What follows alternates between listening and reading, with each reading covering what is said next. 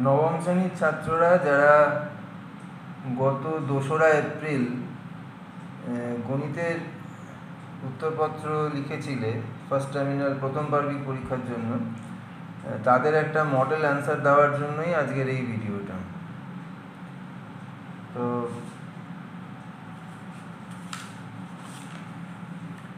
এই হচ্ছে সেই প্রশ্নপত্র যার মডেল অ্যান্সার আমি এখন দিতে চলেছি। আচ্ছা, প্রথম প্রশ্নটা আনসার হবে বি, অপশান বি, -2 -1 0 1 2। কারণটা বুঝতেই পারছো, x² - 9 লেস দ্যান 0 হতে গেলে যে ইন্টিজার্সগুলো দেওয়া আছে তাকে -3 আর 3 এর মধ্যে থাকতে হবে, তো সেইগুলো ওগুলোই। আচ্ছা, তারপরে রোমান 2 এরটা এক্স অক্ষের সমীকরণ চাওয়া হয়েছিল y = 0। আচ্ছা, রোমান 3 এরটা ডি সামান্তরিক হবে, কারণ যে ধর্মগুলো দেওয়া আছে তার ভিত্তিতে ওটা সামান্তরিকই কমপ্লিট করা যায়। আচ্ছা, নেক্সট রোমান 4 যেটা, ওটা 1:1 হবে, কারণ ওটা মধ্যবিন্দুতে ছেদ করবে, সেই কারণে DP/CP ওটা 1:1 হবে। আচ্ছা, রোমান 5 এরটা এটা বহুল প্রচলিত একটি অঙ্ক, যেখানে আর কি সমান পরিসীমার আয়তক্ষেত্র বর্গক্ষেত্রের মধ্যে বর্গক্ষেত্রের ক্ষেত্রফলটা বেশি হয়, তো সেটার প্রমাণটাও পাশে করে দিয়েছি আমি। তো এটা অপশান বি, S>R এটাই হবে। আচ্ছা, কোয়েশ্চেন নাম্বার 2 শূন্যস্থান পূরণ ছিল। রোমান 1 এরটা অনির্ণেয় হবে, কেননা শূন্য বহুপদী সংখ্যামালার মাত্রা অনির্ণেয় বা অসংজ্ঞাত, যে কোনো একটা লিখলেই হবে। আচ্ছা, রোমান 2 y অক্ষ থেকে 10 একক দূরত্ব হলে সেই বিন্দু সম্ভাব্য ভুজ হবে +-10, শুধু 10 নয়, কারণ ওটা বাঁ দিকেও হতে পারে ডান দিকেও হতে পারে, সেই কারণে এই যে ছবিতে আমি সেটা দেখিয়ে দিয়েছি। আচ্ছা, এরপরে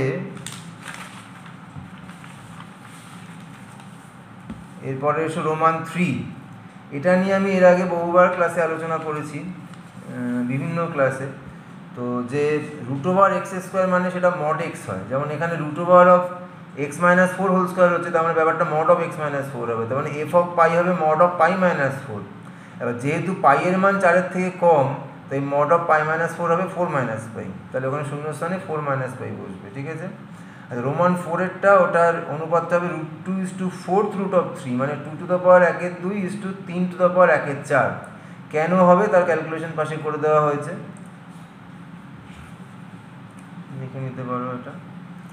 আচ্ছা, রোমান 5 এই অঙ্কটা, যাই হোক, এটা এবার পারলে না, তবু এটা আগামী দিনের জন্য শেখা হয়ে গেল। সেটা হচ্ছে 2:1 অনুপাত হবে, কারণ সবসময় মনে রাখবে যে তোমার সমকোণী ত্রিভুজের অন্তর্বৃত্তের ব্যাসার্ধ আর পরিবৃত্তের ব্যাসার্ধ, এদের সমষ্টি হচ্ছে গিয়ে তোমার হাফ অফ সমকোণের ধারক বাহুদ্বয় দৈর্ঘ্যের সমষ্টি, মানে হাফ অফ a+b। তাই a+b/r+r হবে 2:1, অনুপাতটা হবে 2:1, ঠিক আছে। তো ক্যালকুলেশনটা পাশে করা আছে, এই হলো।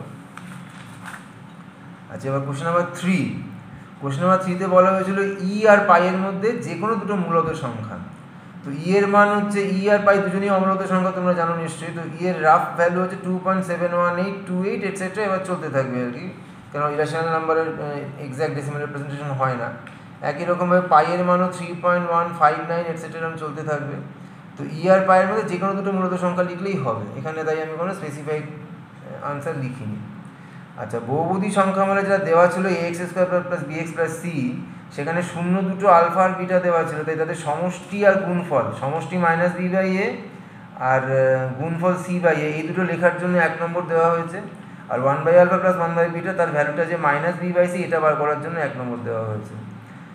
আচ্ছা, তারপরে রোমান 3, এখানে দুটো অক্ষ আলাদা করে মেনশন করতে হবে। অনেকে অক্ষ মেনশন না করে 4, 0 আর 0, 3 বিন্দু লিখে দিয়েছে, তারা কিন্তু 1 নম্বর পেয়েছে, কারণ পৃথকভাবে কোন অক্ষকে কোন বিন্দুতে ছেদ করেছে এটা মেনশন করতে হবে। এক্স অক্ষকে ছেদ করেছে 4, 0 বিন্দুতে, তার জন্য 1, এবং ওয়াই অক্ষকে ছেদ করেছে 0, 3 বিন্দুতে, তার জন্য 1। আচ্ছা, রোমান 4, এখানে হচ্ছে রম্বাসের বাহুর দৈর্ঘ্য 12.5 মিটার, এটা বার করার জন্য 1 নম্বর, এবং তারপরে তাদের মধ্যে দূরত্ব 12 মিটার, সেটা বার করার জন্য 1 নম্বর, ঠিক আছে। এটা গেল।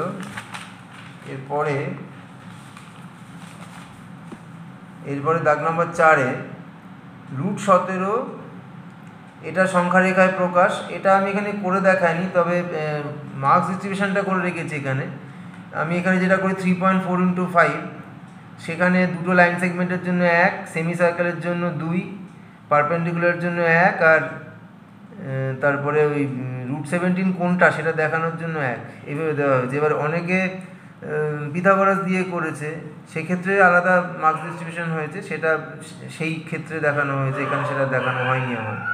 আর 2.378 এটার ক্ষেত্রে যেটা হয়েছে, 4টে ধাপ দেখাতে হবে এবং স্কেল উল্লেখ করতে হবে। স্কেল উল্লেখ না করলে 1 নম্বর কাটা গেছে। হ্যাঁ, তারপরে ধরো অরিজিন দেখাতে হবে, অরিজিনের দুপাশে কিছু দূর অবধি দেখাতে হবে, যেমন 1, 2, 3, এপাশে -1, -2, -3 ইত্যাদি। এই দেখানো এই দাবিগুলো পূরণ না করতে পারলে সেখানে নম্বর কাটা গেছে। আচ্ছা, এবার কোশ্চেন নম্বর 5 পলিনোমিয়াল বহুপদী সংখ্যামালার উপর অঙ্ক ছিল। এখানে বারবার বলা সত্ত্বেও বহুপদী সংখ্যামালার শূন্য নিয়ে ভুল ধারণা থেকেই গেল। শূন্য বার করার জন্য রাশিমালাটাকে শূন্য করার দরকার নেই, শূন্যর সংজ্ঞাটা বাকি ক্লিয়ার করো। একটা বহুপদী সংখ্যামালার শূন্য যদি a হয়, তাহলে f(a) হচ্ছে শূন্য হবে, f(x) কিন্তু শূন্য নয়। তার মানে তুমি যখনই যে মুহূর্তে তুমি লিখেছো x - 1 = 0 বা x + 1 = 0, সঙ্গে সঙ্গে তোমার 1 নম্বর কাটা গেছে। আচ্ছা, এখানে যেটা মার্কস ডিস্ট্রিবিউশন হয়েছে সেটা হচ্ছে a এর মান 5, b এর মান 8, এই দুটো বার করার জন্য 1 + 1, এবং তারপরে x + 2 দিয়ে ভাগ করলে কত ভাগশেষ থাকবে সেটা বার করার জন্য 1, এইভাবে 3 নম্বর দেওয়া হয়েছে। ঠিক আছে। আচ্ছা, রোমান 2, সেখানে দুটো রিমাইন্ডারের ব্যাপার ছিল, একটা R1 একটা R2। R1 বার করার জন্য, R1 হচ্ছে p - 6, সেটা বার করার জন্য 1 নম্বর। R2 হচ্ছে 4p - 10, সেটা বার করার জন্য 1 নম্বর। এবং তারপরে প্রদত্ত শর্ত অনুযায়ী p এর মান 14/3 বা 4×2=3, এটা বার করার জন্য আরও 1 দেওয়া হয়েছে। ঠিক আছে। আচ্ছা, 6-এর 1 একটা সমাধান দেওয়া ছিল। সমাধানটা করার পদ্ধতি এরকম বহুবার বলেছি ক্লাসে, সেটা হচ্ছে কি, x আর y এর সহগ যদি এরকম আদান প্রদান করে দেওয়া থাকে, তাহলে নিয়ম হচ্ছে দুটোকে একবার যোগ করে দিতে হয়, দুটোকে একবার বিয়োগ করে দিতে হয়। এটা করলে x + y আর x - y বেরিয়ে যায়, এবং তারপরে অপনয়ন করে সহজেই বার করা যায়। x এর মান হচ্ছে a/a² + b², y এর মান b/a² + b²। যে কোনো একটা সঠিক বার করার জন্য 2 এবং আরেকটার জন্য 1, এইভাবে দেওয়া হয়েছে। রোমান 2-এ যে সমাধানটা ছিল, সেখানে দুটো বাস্তব রাশি বর্গের সমষ্টি শূন্য হলে উহারা প্রত্যেকে পৃথকভাবে শূন্য হবে। এই বিবৃতিটা ঠিকঠাক লিখতে পারার জন্য কোনো নম্বর নেই, কিন্তু না লিখতে পারলে সেখানে -1 হয়েছে। আর x এর মান 1, y এর মান 1, এই দুটোর যে কোনো একটা বার করলে 2, আর এটার জন্য 1, 2 + 1 এইভাবে দেওয়া হয়েছে। আচ্ছা, কোশ্চেন নম্বর 7-এর অঙ্কটা পিতা পুত্রের যে অঙ্কটা ছিল, এখানে হচ্ছে গিয়ে যে কোনো একটা ইকুয়েশন, মানে x - 6y = -25, আর আরেকটা হচ্ছে x - 2y = 15, যে কোনো একটা ইকুয়েশন বার করার জন্য 1, তারপর পিতার বয়স বার করার জন্য 1, পুত্রের বয়স বার করার জন্য 1, এইভাবে এটার নম্বর বিভাজন হয়েছে। পিতার বয়স 35 বছর, পুত্রের বয়স 10 বছর।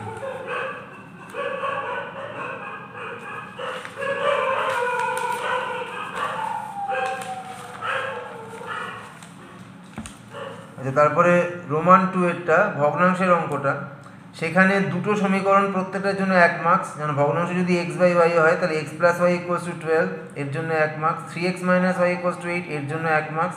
এবং ভগ্নাংশটা 5-এর 7, এটা বার করার জন্য 1 মার্কস। আমি বহু ছেলের খাতা পেয়েছি যেখানে তারা দুটো সমীকরণ বার করেছে, x আর y এর মানও বার করেছে, কিন্তু তারা ভগ্নাংশটা 5-এর 7 সেটা লেখেনি, সেই জন্য তারা 3-এ 2 পেয়েছে, কারণ দুটো সমীকরণের নম্বর পেয়েছে, কিন্তু ভগ্নাংশটা বার করার যে নম্বরটা সেটা তারা পায়নি।